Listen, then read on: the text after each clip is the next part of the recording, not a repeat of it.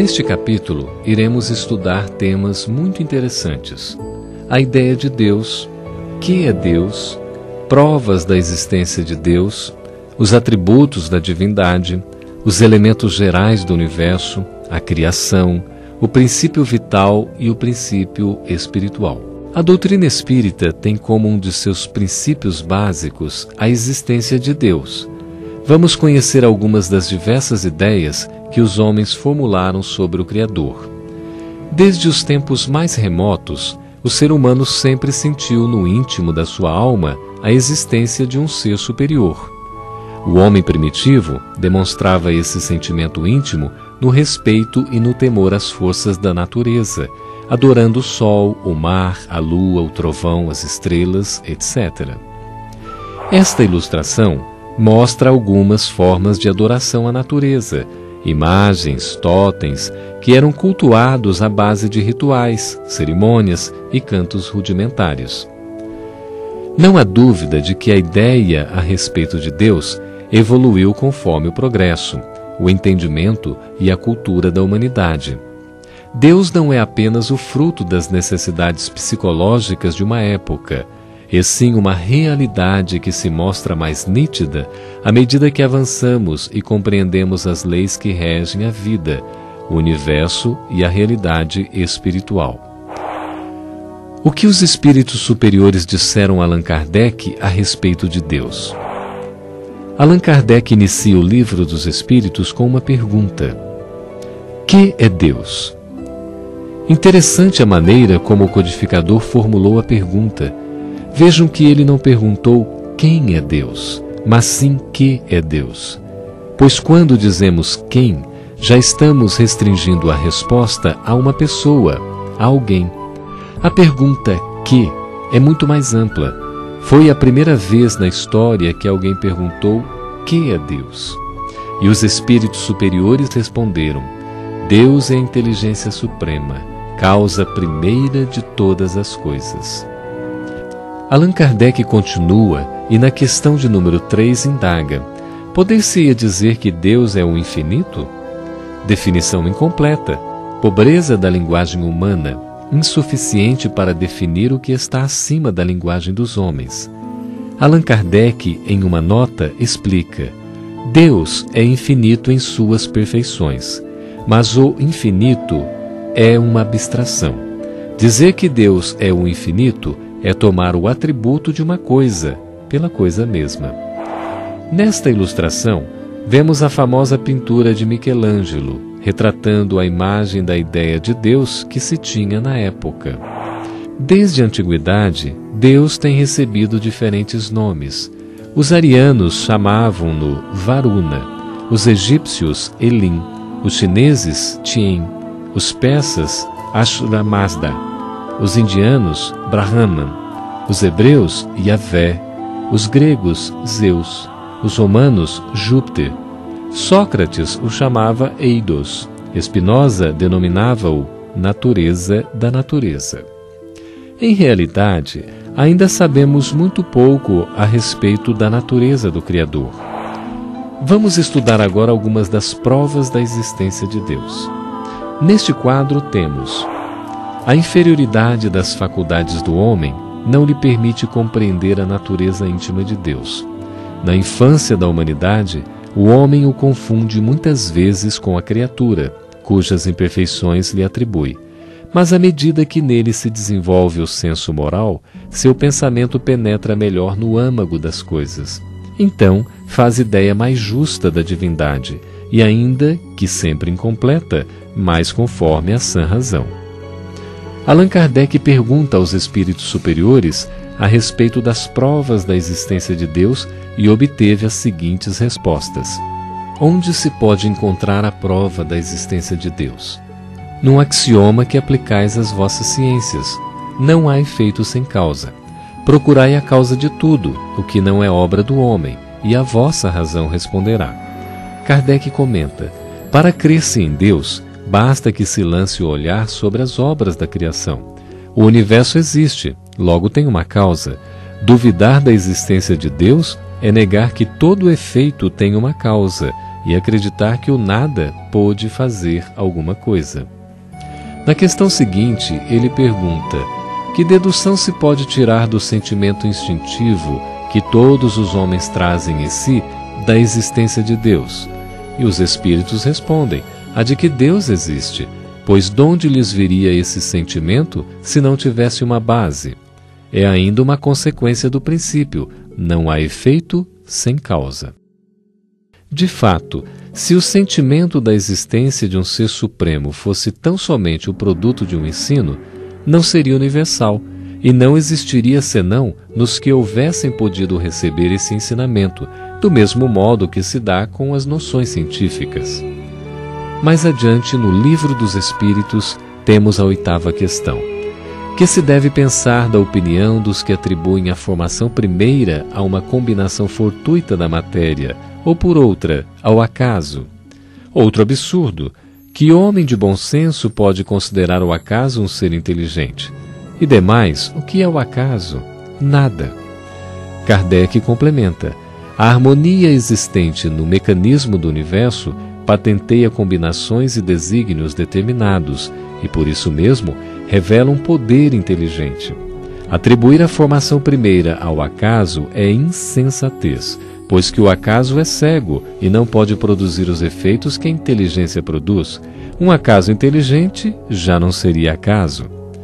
Kardec prossegue, questão 10. Pode o homem compreender a natureza íntima de Deus?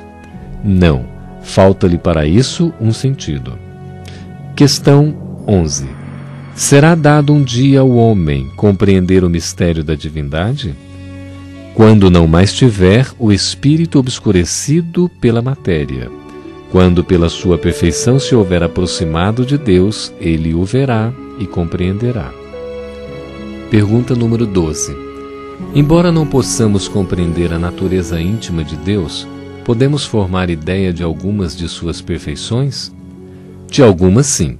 O homem as compreende melhor à proporção que se eleva acima da matéria.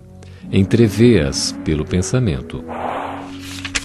Trataremos agora sobre os atributos da divindade. Allan Kardec nos ensina que o homem, por não poder abranger tudo pela sua carência perceptiva a todos os atributos divinos da absoluta perfeição, pode, no entanto, formar uma ideia de alguns, exatamente aqueles que não podem faltar a Deus. Sendo assim, Deus deve possuir em grau supremo essas perfeições. Então Deus deve ser eterno, imutável, imaterial, único, onipotente, soberanamente justo e bom. Deus é eterno. Se tivesse tido princípio, teria saído do nada, ou então também teria sido criado por um ser anterior. Imutável. Se estivesse sujeito a mudanças, as leis que regem o universo nenhuma estabilidade teriam. Imaterial. A sua natureza difere de tudo o que chamamos matéria. Único. Se muitos deuses houvesse, não haveria unidade de vistas, nem unidade de poder na ordenação do universo. Onipotente. Ele o é porque é único.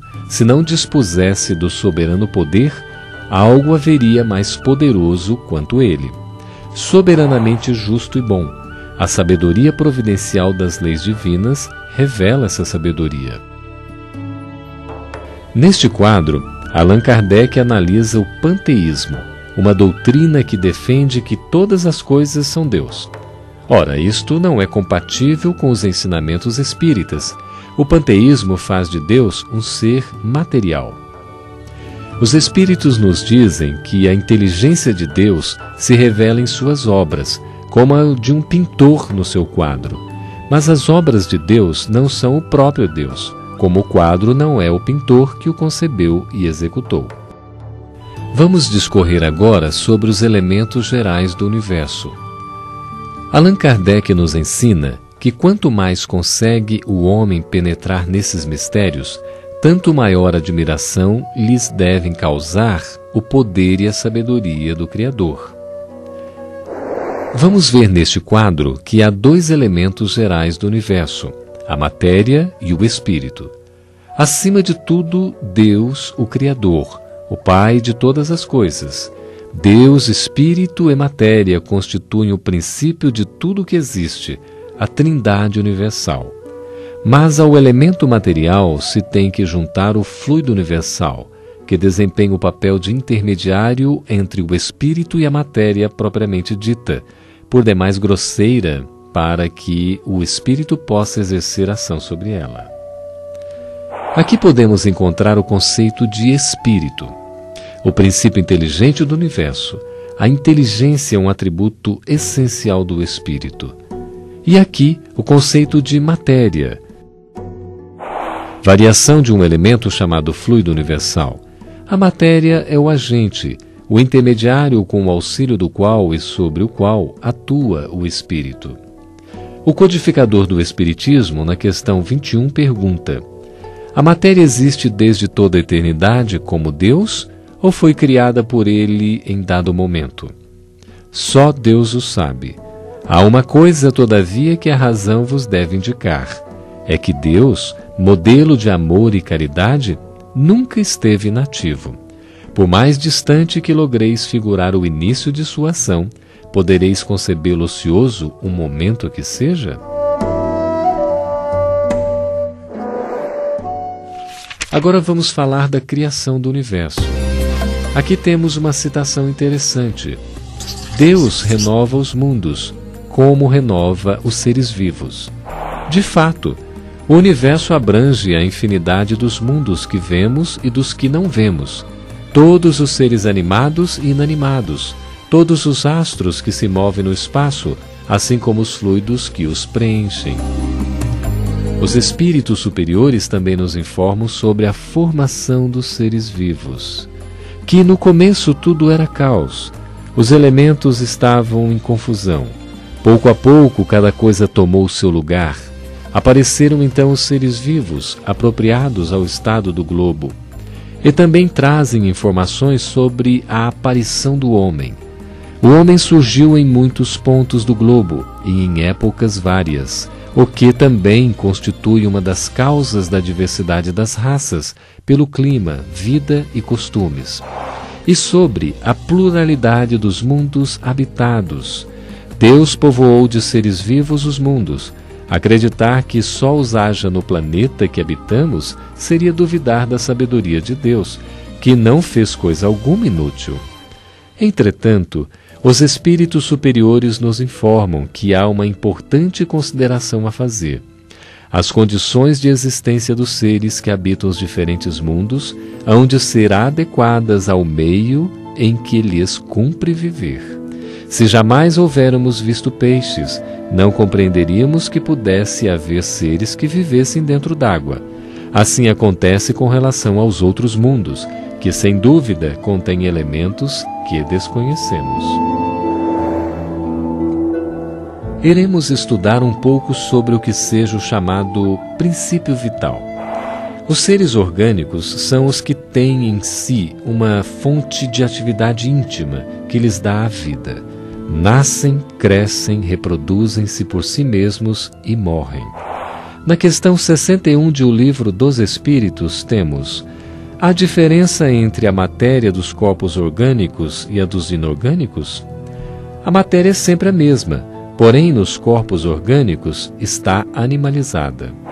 E na questão 62 encontramos: qual a causa da animalização da matéria? Sua união com o princípio vital. Assim, o conjunto dos órgãos constitui uma espécie de mecanismo que recebe impulsão da atividade íntima ou princípio vital, que entre eles existe. Dessa forma, podemos compreender que existem três tipos de seres. Primeiro, os seres inanimados, constituídos só de matéria, sem vitalidade nem inteligência, são os corpos brutos. Segundo, os seres animados que não pensam, formados de matéria e dotados de vitalidade, porém destituídos de inteligência. E terceiro, os seres animados pensantes, formados de matéria, dotados de vitalidade e tendo a mais um princípio inteligente que lhes outorga a faculdade de pensar. Na questão 68, os espíritos falam sobre a causa da morte. Qual a causa da morte dos seres orgânicos? O esgotamento dos órgãos, que ocorre quando se exaure a quantidade de fluido vital. Vamos analisar agora o princípio vital. Na questão 71, Allan Kardec pergunta: a inteligência é atributo do princípio vital? Os espíritos respondem que não, pois que as plantas vivem e não pensam, só têm vida orgânica. A inteligência e a matéria são independentes, porquanto um corpo pode viver sem a inteligência. Nos quadros abaixo temos: a inteligência é uma faculdade especial, peculiar a algumas classes de seres orgânicos. O instinto é uma inteligência rudimentar, que difere da inteligência propriamente dita, em que suas manifestações são quase sempre espontâneas. O instinto varia em suas manifestações, conforme as espécies e as suas necessidades. Nesta página, vamos abordar o princípio espiritual. O princípio espiritual tem existência própria. Individualizado, o elemento espiritual constitui os seres chamados espíritos. Os espíritos são criados por Deus e submetidos à sua vontade. Nestes quadros, encontramos as seguintes perguntas. Questão 80. A criação dos espíritos é permanente ou só se deu na origem dos tempos? É permanente, quer dizer, Deus jamais deixou de criar. 84. Os espíritos constituem um mundo à parte, fora daquele que vemos? Sim, o mundo dos espíritos, ou das inteligências incorpóreas. E aqui, na parte final do capítulo, encontramos: os espíritos são obra de Deus, exatamente qual a máquina o é do homem que a fabrica. A máquina é obra do homem, não é o próprio homem. Sabes que quando faz alguma coisa bela, útil, o homem lhe chama sua filha, criação sua. Pois bem, o mesmo se dá com relação a Deus. Somos seus filhos, pois que somos obra sua.